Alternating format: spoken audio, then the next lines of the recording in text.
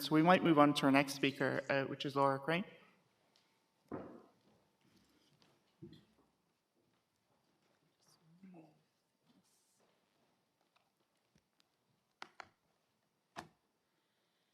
Thank you very much for the introduction and for the opportunity to share our work with you today. So I'm presenting on behalf of an ESRC-funded research team led by Dr. Katie Maras at the University of Bath and expertly overseen by Dr. Ralph Bagnall, who sat here at the front. And this is focused around if and how we can make the experience of participating in courts and tribunals better for autistic people. In terms of the background to this work, we know that autistic people can and do come into contact with the justice system, and they can end up in a range of different courts for a plethora of different reasons.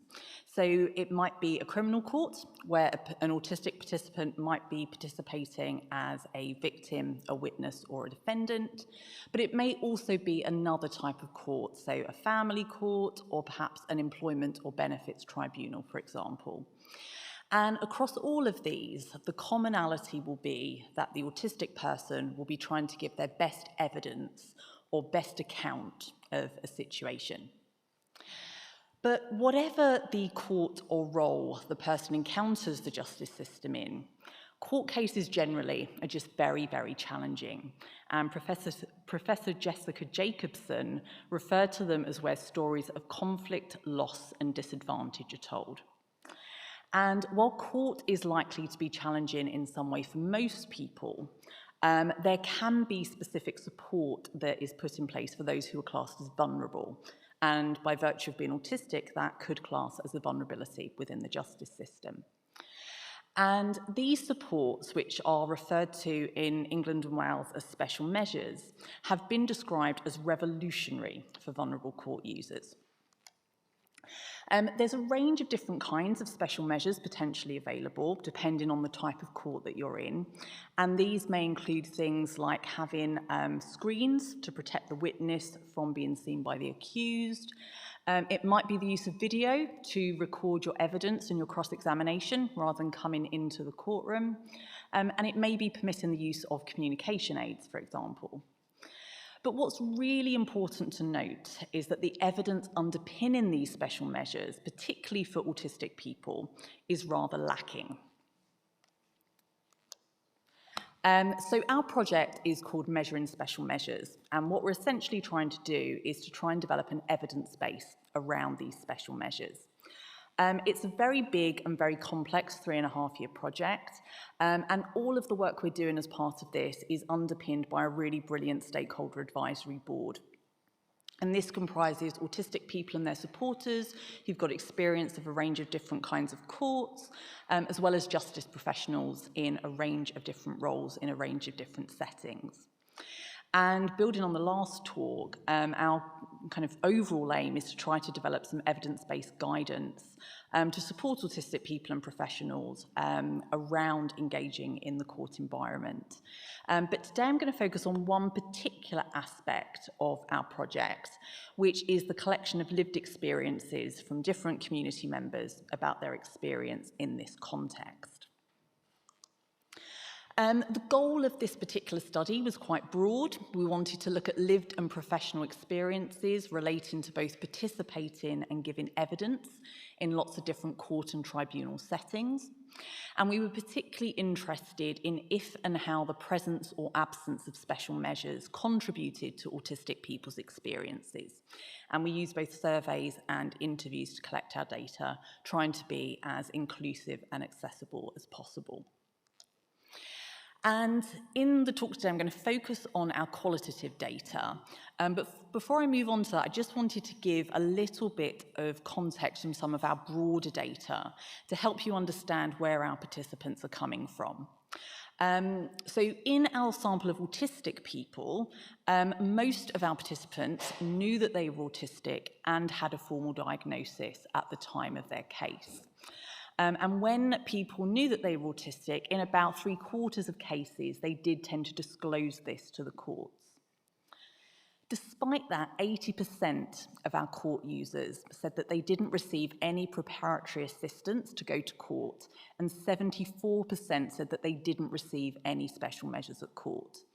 So I'm going to move on to our qualitative data now, but I just think it's important to bear that in mind. So these are accounts from and about people who are navigating a very, very challenging system with very little or no support to do so.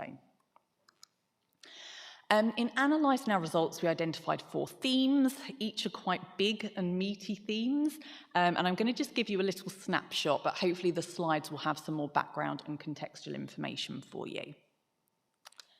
But our first theme really highlights, I think, the emotional impact of court cases. So courts are really high-stakes environments, and they're often where issues of great personal significance are considered. They often deal with very life-changing subjects and have really significant consequences. You know, the kinds of things we're talking about are prison, child removal, deportation, loss of disability benefits, and so on. And the emotional demand of these cases can span months and even years. And that includes, you know, the lead up to the case, which causes a lot of uncertainty and anxiety. But this also extends after the court or tribunal process too. And we had reports of things like burnout and trauma and loss of faith in the justice system as well. And while these kind of things are probably a fairly universal experience, the impact on our autistic participants was seen to be particularly significant. And this impact was compounded by the fact that courts are an environment where there's lots of socio-sensory input. This is through things like when, you know, you have to travel to get to the court, you have to navigate the busy security process, you know, public waiting areas are typically very busy, and even the court hearings themselves can be very challenging. And all of these were felt to raise the stress levels of our autistic participants. And this was also compounded by the fact that courts are really quite alien spaces to give evidence, and they were described as being unfamiliar and intimidating and disempowering. And the general overwhelm was felt to really impact on focus and participation. To support these kinds of experiences, things like the importance of familiarisation were emphasised. So this could be things like pre-visits to the court and things like knowing who's going to be there. But our participants also really emphasised the benefits that were gained from distance, whether that's having breaks in proceedings, having access to private spaces, or even being able to give evidence more remotely. Our third theme really touched upon the autistic individual's understanding of the system that they found themselves in. And disadvantage was experienced by our participants in terms of their sense of their unfamiliarity with the kind of complex web of the court process. So the unusual terminology, the differing roles, and often quite implicit rules, which were perceived as being even harder to process under pressure. And this uncertainty elicited stress and anxiety, so the importance of things like preparation and additional time and having some support and someone to guide you was thought to be really helpful. Another really important thing here was the challenge of processing imprecise and often very complex questions. Our autistic participants reported finding it quite hard to read between the lines and working out what they were being asked about, and particularly knowing how to answer, given that the person that they were interacting with could be very actively and often very subtly and very skillfully trying to undermine what they say. So to overcome these kind of things, the importance of having tailored, agreed questions was emphasised, also having those reviewed by an expert in communication. Then our final theme focused on how autistic people felt they were being understood within this rather unusual system that they found themselves in. And I won't go through all of the information on this slide, but just to identify that a really important point was made about identifying needs.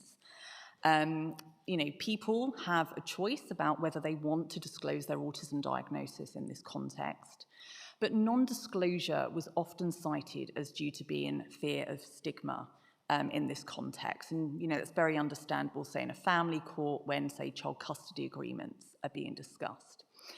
So there really needs to be a much clearer process to identify support needs, alongside, I think, more widespread change. So support is there irrespective of whether someone chooses to disclose their diagnosis, and even irrespective of whether someone has a diagnosis. So in conclusion, I think our findings really highlight the challenges that are faced when individuals encounter a courtroom. Many of these challenges might be universal to all, because court is just a challenging place to be. But I think there were certainly some aspects that were quite unique to our autistic participants.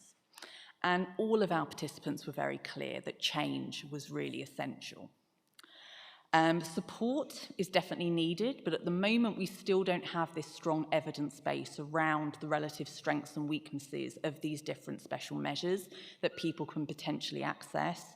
And certainly some special measures, such as giving evidence via video, may have benefits to the individual, but may have unintended consequences, such as, the jury and the courtroom not relating as closely to that individual. So we do need to think about adjustments more widely. But even if we do have these, we have the situation where not all autistic people feel safe to disclose their identity in these spaces. So I think we certainly need to do quite a lot to make courts more accessible to all people, including autistic people. So I'm going to finish there, but I just want to add that we have a QR code on this slide. So if you would like to scan that, you can sign up to our mailing list for updates on the project as it progresses. And just to mention, please do keep an eye out on social media early next year for a short narrative film that our team has worked with the Criminal Justice Alliance and Media Trust to produce based on our findings. It's called A Witness. It stars an autistic actor, and it's a really beautiful depiction of why we need change and why work like this is urgently needed. So thank you very much. Sorry, I'm not mic'd up, so I will have to stand here. Thanks so much, Laura, for a really powerful presentation. So we might just take one question here from the floor, if anybody has a burning question.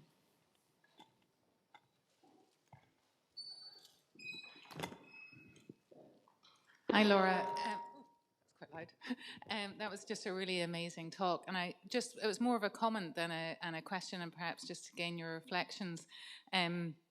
I think what we see is these really similar themes coming across, whether it's healthcare, education, social care, which is what Laura and I were presenting on earlier today. And then we just had about the campaign talk before yours as well. I was just wondering what your reflections about, because you're working within the court system, we're working within health and social care. We also have projects in education. How would you recommend? What do you think about bringing all of those together? And particularly, I know that you're doing call to evidence as well for involved in that for the House of Lords. So just thinking about, well, how can we bring all of these together? Because it's not just one system we need to change. We actually need to change across multiple systems. Absolutely. Thank you very much for that comment. I think it's a really important one. I definitely think we need more widespread change across these different sectors, because I think they also interact very closely as well. We find a lot of our participants who've been through the court system, they may, thinking of a defendant, for example, go into the community and the support's not there. And then we have this kind of revolving door where they're coming back into the justice system. So I think we really do need to think about these broader changes just to make everywhere more inclusive. Courts are very difficult for absolutely everybody. So I think there is a lot we can do that's just very, very general changes. And I think one of the things we often hear is, we don't have the funding, we don't have the resource to make change. But actually these changes do benefit everybody. And then what it means is that we can have these very generic, adjustments, adaptations, principles of universal design, and then really focus adjustments where they're needed when those more generic principles aren't working. But I think, what we really see from the justice system, I think why this is a really important case, is we just see the significant outcomes when things go wrong. And I think it's one of the reasons that we really, really need changing quite urgently. But yeah, Absolutely agree. Thank you. Thanks again, Laura. Thanks again, Laura, for her really powerful presentation and for taking time to answer our question there.